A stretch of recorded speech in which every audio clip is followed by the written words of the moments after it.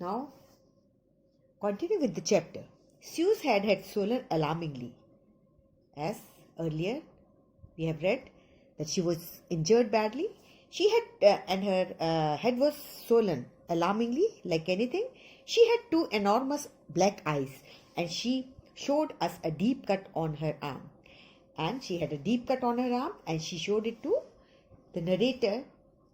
When I asked why she had not made more of her injuries before this, she replied. And when the narrator he asked her, why didn't she tell before about her injuries? So she said, I did not want to worry you when you were trying to save us all. See the courage of this little girl. See the courage. She is merely 7 years old. And see the courage she shows. And she said she did not want to bother the narrator because he was busy in saving them. By morning on January 3rd, the pumps had the water level sufficiently under control for us to take 2 hours rest in rotation.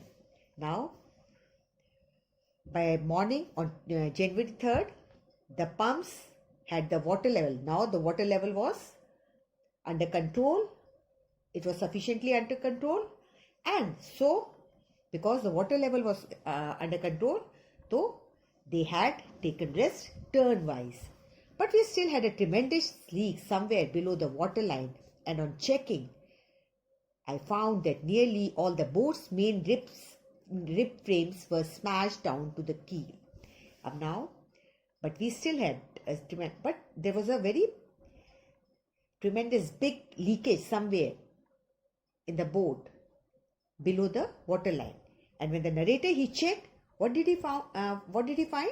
He found that nearly all the boat's main ribs means the main part of the boats. All the main part of the boat were smashed. They were smashed down. In fact, there was nothing holding up a whole section of the starboard hull except a few cupboard partition. Now, the starboard section, it was resting on a cupboard partition.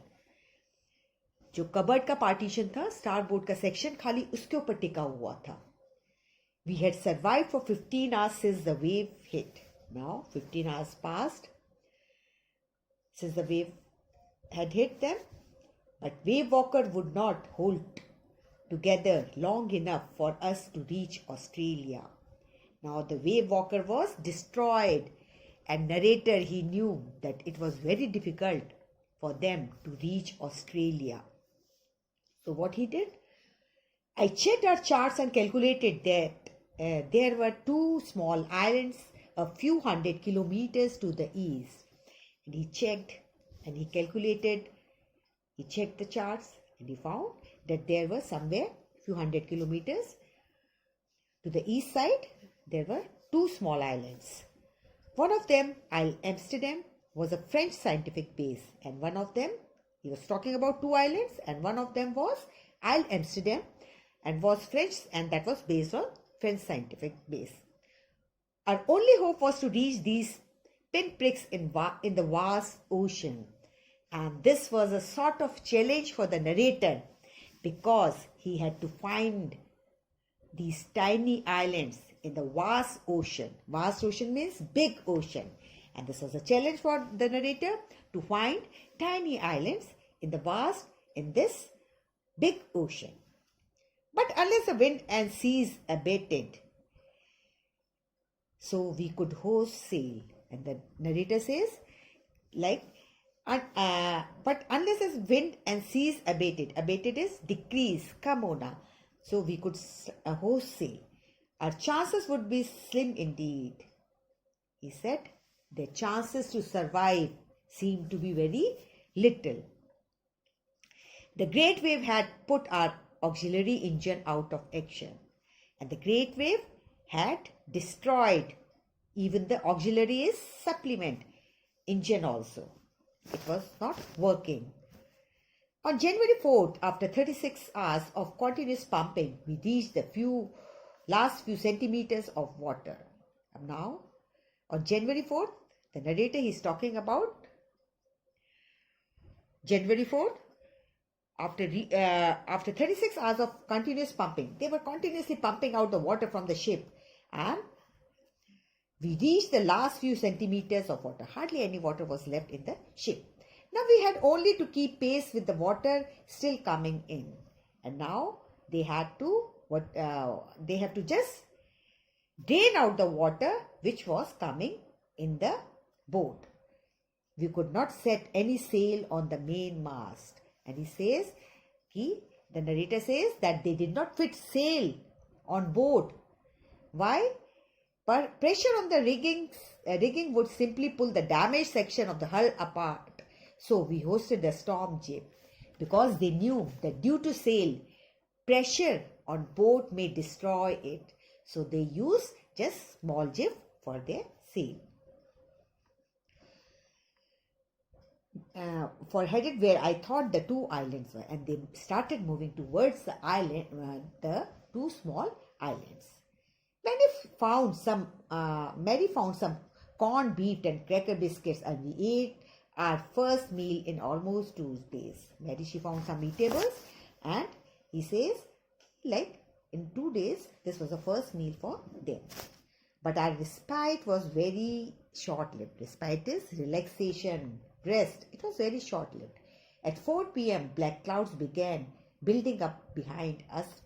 Within the hour, the wind was back to 40 knots, and the seas were getting higher. Again, the weather, it was deteriorating. He says the rest was for very short time.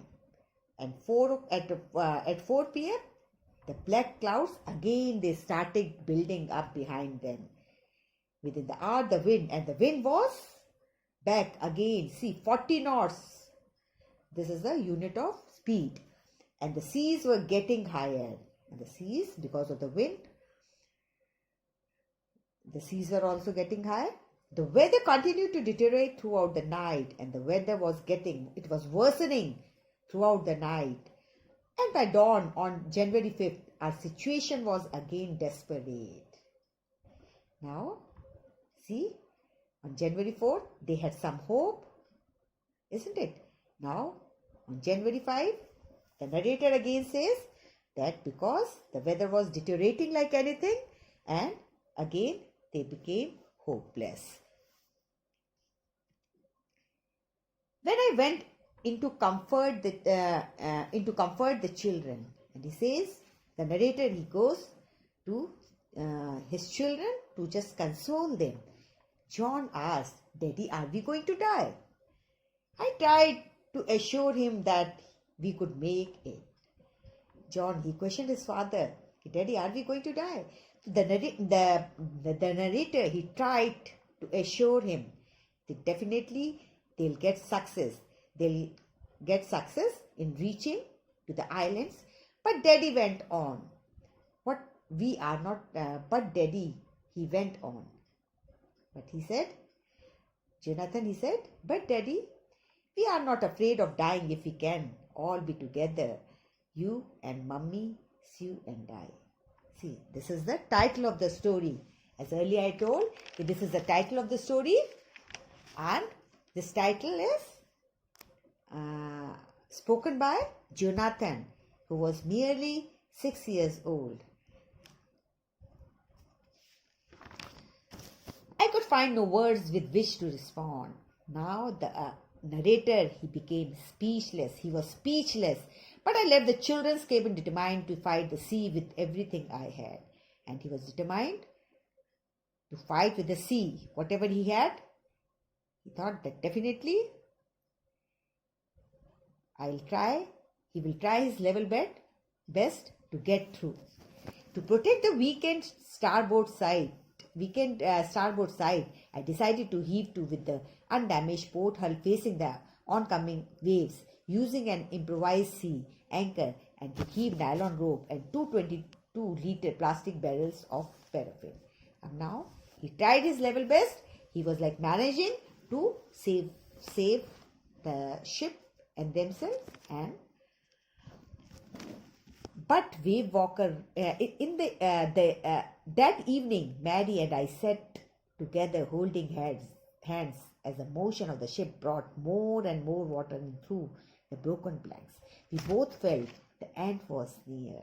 And in the evening, Mary and the narrator, they both were sitting together because they were they were desperate. Like their end was, they are not going to survive now, their end was near.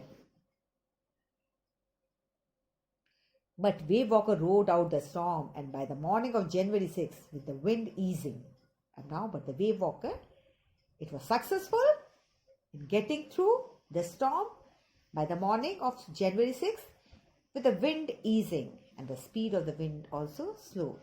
I tried to get a reading on the sextant. Sextant is navigation instrument. It tells the position of the boat. So he was trying, the narrator, he was trying to get the reading. Back in the chart room, I worked on the wind speeds, changes of course, drift and current, and the efforts to calculate our position. Now he was trying to calculate his Wavewalker's position, where they were. The best I could determine was that we were somewhere in 150,000 kilometers of ocean, looking for a 65 kilometer wide island. Now, then he found that somewhere there is the island. While I was thinking, Sue, moving painfully, joined me. Right now, narrator says he was just thinking. All of a sudden, Sue, she moved towards the narrator and moving painfully joined me. She was in pain and joined the narrator. The left side of her head was now very swollen and her blackened eyes narrowed to slits. Her left side, because of the injury, she was badly injured. It was swollen. She gave me a card and she made a card. She had a card and she handed over to the narrator. On the front, she had drawn caricatures sort of cartoons of Mary and me with the words, "Here are some funny people. Did they make you laugh?" I laughed a lot as well. Inside was a message. "Oh, how I love you both." And inside she had written the message that she loved the narrator and Daddy and Mama both a lot. So this card is to say thank you and let's hope for the best. Somehow we had to make it. We have to get success. Somehow we will definitely get success. I checked and rechecked my calculations. Again, the narrator, he kept on checking his calculations. Then he was rechecking it. We had lost our main compass and they had lost their main compass, and I was using a spare, and he had the spare compass which had not been corrected for magnetic variation. Though he was using that, but it was not corrected. It was not, spare compass was not up to the mark.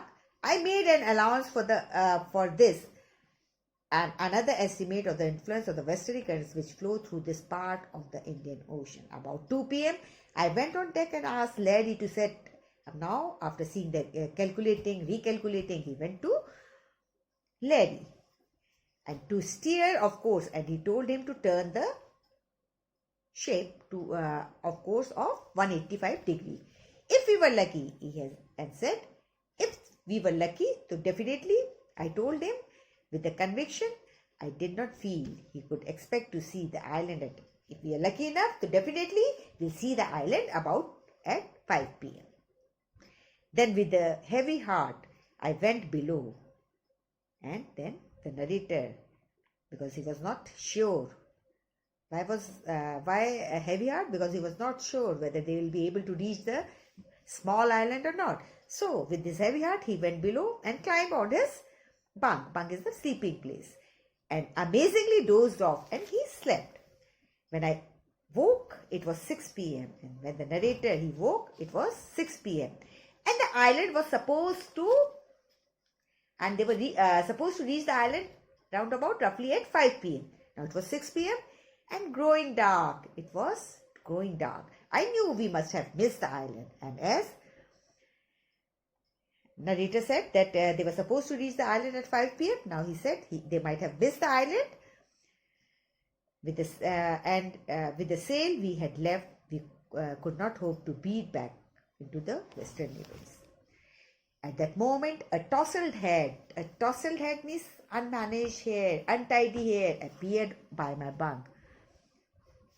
Sleeping place, somebody appeared near a narrator with untidy hair. Can I have a hug? Jonathan asked. And he was Jonathan. And he asked his daddy to have a hug. Sue was right behind him, and Sue was standing behind him. Why am I getting a hug now? I asked. And the narrator confirmed from them. He asked them, why? They were giving hug to the narrator. Because you are the best daddy in the whole world, and the best captain, my son replied. And the son complimented his dad that you are the best daddy and the best captain of this world. Not today, John, I am afraid. He says, not today. Why did he say this? Because narrator, he was under impression that they have left the island behind.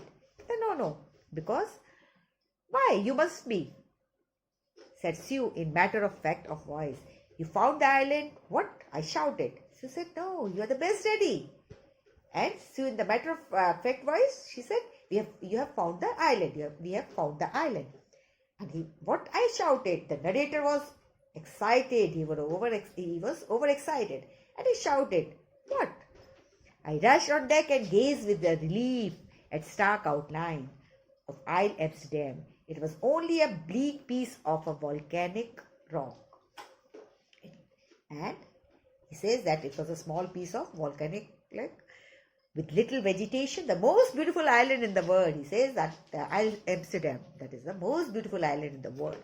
We anchored offshore for the night, and the next morning, all 28 inhabitants of the island cheered as they helped us ashore. And now, in the morning, or in 28 inhabitants, they came to the island and they cheered. Everybody was happy and they helped the narrator and rest on. With land under my feet again, my thoughts were full of Larry and Herbie, cheerful and optimistic under the direst stress.